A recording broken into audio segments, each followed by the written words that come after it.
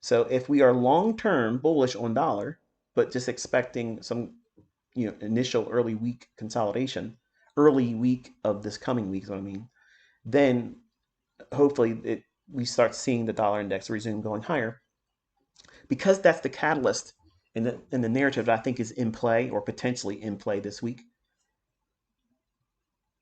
All of this movement here above this high would have never had me going in looking for this as a bullish breaker, because we have the low, high, lower low. We moved above it. It's a shift in market structure.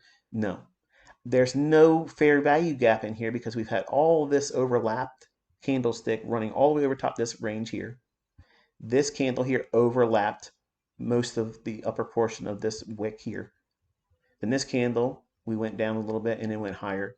So there's a whole lot of back and forth movement across this candle, this candle, this candle, this candle, and this candle. Now, while we're dropping, to me, I think this is a meaningful drop because I think we're going to go lower and take that low out.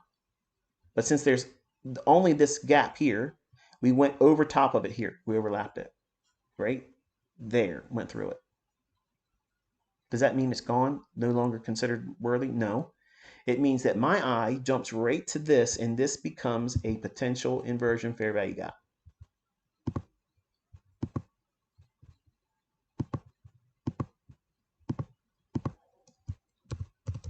Meaning that I'm expecting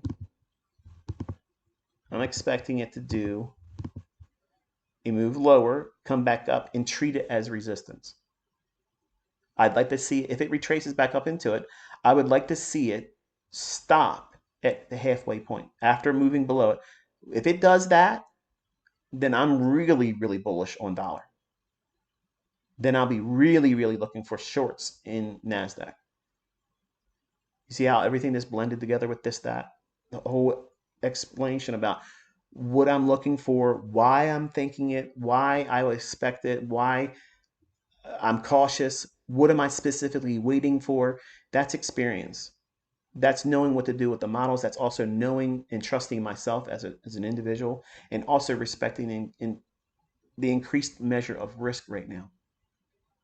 I'm okay with letting a price run happen on a Sunday. If we get an extreme gap opening somewhere and it starts running a lot, who cares? I don't care.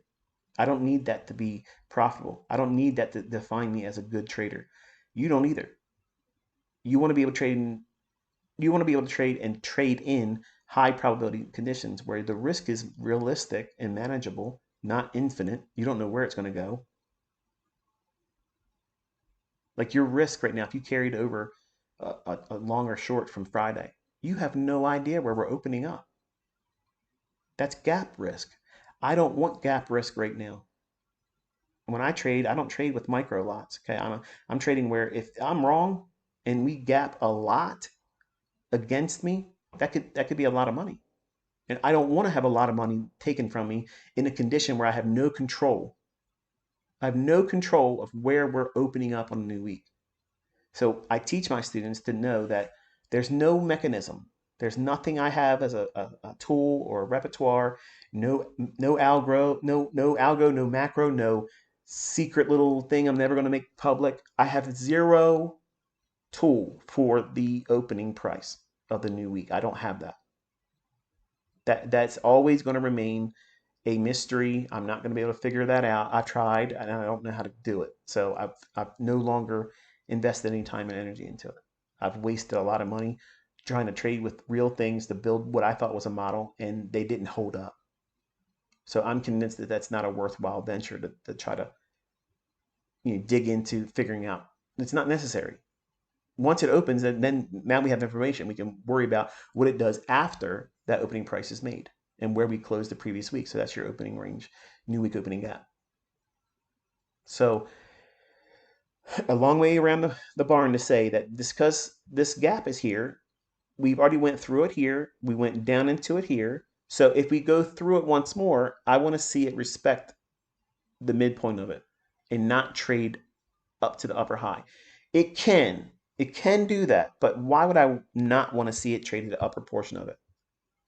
Because it would imply that it's exceedingly weak, meaning that if we trade down on Sunday or Monday rather, and we get back up into it and touch the low of this inefficiency, which is this daily high,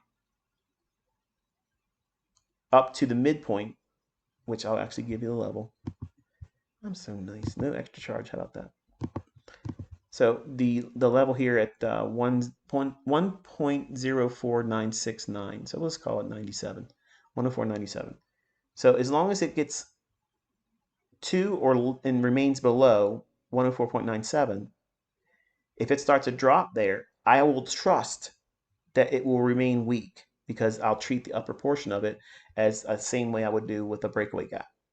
It would imply exceedingly weakness, and I would be bullish on dollar, and therefore I would look at every rally in NASDAQ as a suspect rally to fade that. And then every time it creates a new fair value gap that would be a short, I would be confident doing that. So I've literally outlined everything that I would like for this week. What would constitute a high probability scenario? What am I waiting specifically for? It's not random. It's very specific things. And then unless it does these types of things, I would not take any action on it. And regardless of whatever the market does, I can be comfortable and not have any FOMO. I'm not fearing of missing out on any of these moves that takes place because what I've framed out is what I'm comfortable with, and incurring risk around it is an acceptable thing for me.